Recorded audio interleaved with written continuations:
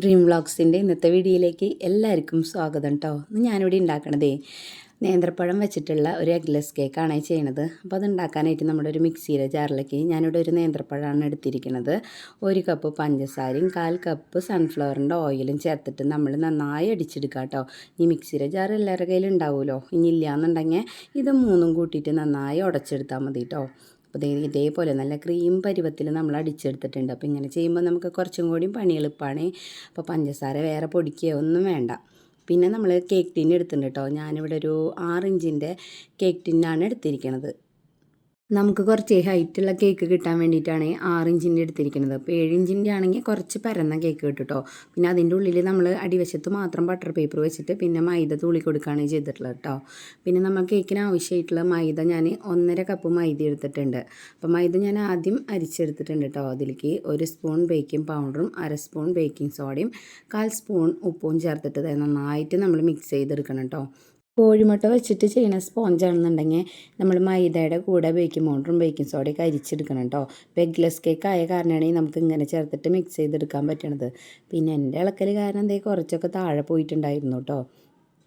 കുറച്ച് പാലും കൂടി എടുത്തിട്ടുണ്ടായിരുന്നു കേട്ടോ. 250 ml കപ്പിൽ 1 കപ്പ് പാലാണ് നമ്മൾ എടുത്തിട്ടുണ്ടായിരുന്നത്.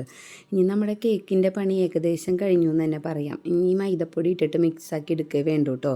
അപ്പം നമ്മുടെ കയ്യിലിരിക്കുന്ന ബൗള് ചെറുതായ കാരണം ഞാൻ എല്ലാ മൈദപ്പൊടിയും കൂടി ഒരുമിച്ചിരുന്നില്ല. പകുതി ഇട്ടിട്ട് പാലൊഴിച്ച് മിക്സാക്കി എടുത്തതിൻ്റെ ശേഷം കേട്ടോ ബാക്കിയുള്ളതും കൂടി ഇട്ടിട്ട് നമ്മൾ മിക്സാക്കി എടുക്കണേ. അപ്പം നിങ്ങളുടെ കയ്യിലിരിക്കുന്ന പാത്രം കുറച്ചും കൂടി വലുതാണെന്നുണ്ടെങ്കിൽ ഒരുമിച്ച് മൈദ ഇട്ടിട്ട് മിക്സാക്കി എടുക്കാം കേട്ടോ.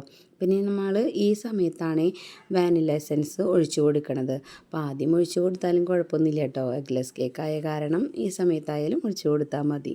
അങ്ങനെ നമ്മുടെ ബാറ്റർ ഏകദേശമൊക്കെ സെറ്റായിട്ടുണ്ട് കേട്ടോ. അപ്പോൾ നമ്മൾ പാലെടുത്തിരിക്കുന്നത് 1 കപ്പിൻ്റെ 1/4 ഭാഗം നമ്മൾ ഒഴിച്ചു കൊടുത്തിട്ടുണ്ട്. അത് നമുക്ക് മിക്സ് ചെയ്യുന്ന സമയത്ത് മനസ്സിലാവും കേട്ടോ. ഒരുപാട് തിക്കായതും അല്ല, എന്നാൽ ഒരുപാട് ലൂസായിട്ടുള്ള ബാറ്ററല്ല വേണ്ടത്. അപ്പോൾ നമ്മുടെ കേക്ക് ടീനിലേക്ക് നമ്മൾ ബാറ്റർ ഒഴിച്ചു കൊടുക്കുന്നുണ്ട് കേട്ടോ. അപ്പോൾ ഇതിൻ്റെ ഇടയിൽ ഞാൻ നമ്മുടെ ഓവൻ സെറ്റപ്പ് ചെയ്തിട്ടുണ്ടായിരുന്നു കേട്ടോ. ഗ്യാസിൽ ഒരു പാത്രം ചൂടാവാനായിട്ട് പോയിട്ട് വെച്ചിട്ടുണ്ട്. കേക്കിൻ്റെ ബാറ്ററി ഒഴിച്ച് കൊടുത്തു കഴിഞ്ഞാൽ നന്നായി നമ്മൾ ടാപ്പ് ചെയ്ത് കൊടുക്കണം കേട്ടോ. അങ്ങനെ ടാപ്പ് ചെയ്ത് കഴിഞ്ഞിട്ട് നമ്മൾ പോയി നോക്കിട്ടോ. ഗ്യാസിൽ പോയി നോക്കിയപ്പോൾ പാത്രം നന്നായിട്ട് ചൂടായിരിക്കുന്നുണ്ട്. അപ്പം ഞാൻ നമ്മുടെ കേക്കിന് പാത്രത്തിൻ്റെ ഉള്ളിലേക്ക് ഇറക്കി വെച്ചിട്ട് മൂടി വെച്ച് കൊടുത്തു കേട്ടോ. കേക്ക് ടിന്നിൻ്റെ മൂടിയിൽ ചെറിയൊരു ഹോളുണ്ട് കേട്ടോ. അപ്പോൾ നമ്മളതൊരു പേപ്പർ വെച്ചിട്ട് അടച്ചു കൊടുക്കുന്നുണ്ട്. പിന്നെ കേക്ക് ടിന്നിൽ എന്തെങ്കിലും ഒരു വെയിറ്റും കൂടി കയറ്റി വെക്കുന്നത് നല്ലതാണ്. പിന്നെ തീ എപ്പോഴും സിമ്മിലാക്കി വെച്ചിട്ട് വേണം കേട്ടോ ബേക്ക് ചെയ്യാൻ വെക്കേണ്ടത്.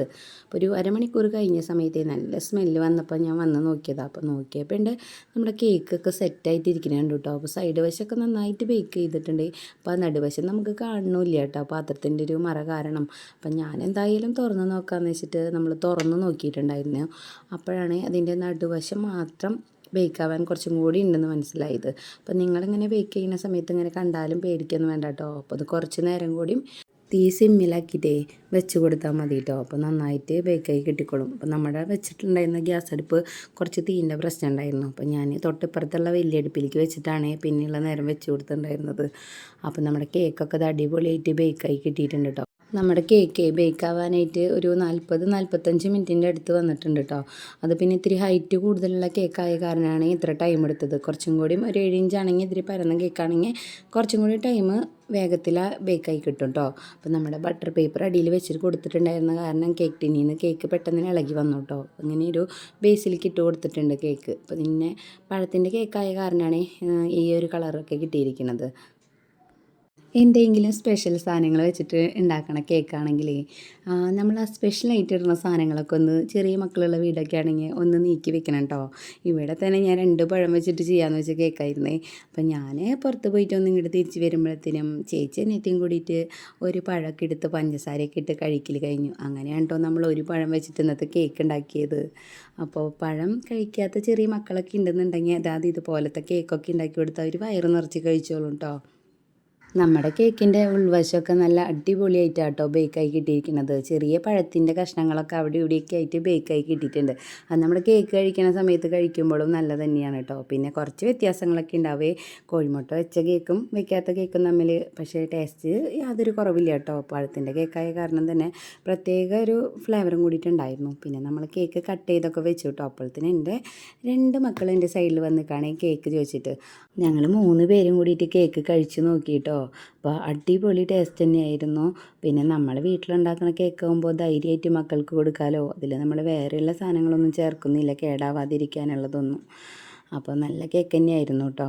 അപ്പോൾ എല്ലാവരും ഈ വീഡിയോ ഇഷ്ടപ്പെടാമെന്നുണ്ടെങ്കിൽ ഈ കേക്ക് ചെയ്ത് നോക്കുക, വീട്ടിൽ മക്കൾക്ക് കൊടുക്കുക. എന്തായാലും എല്ലാവർക്കും ഇഷ്ടപ്പെടും കേട്ടോ, അത് ഉറപ്പാണ്. അപ്പോൾ നമ്മുടെ ചാനലൊന്ന് സബ്സ്ക്രൈബ് ചെയ്യുക, ലൈക്ക് ചെയ്യുക, കമൻറ്റ് ചെയ്യുക, ഷെയർ ചെയ്യുക കേട്ടോ.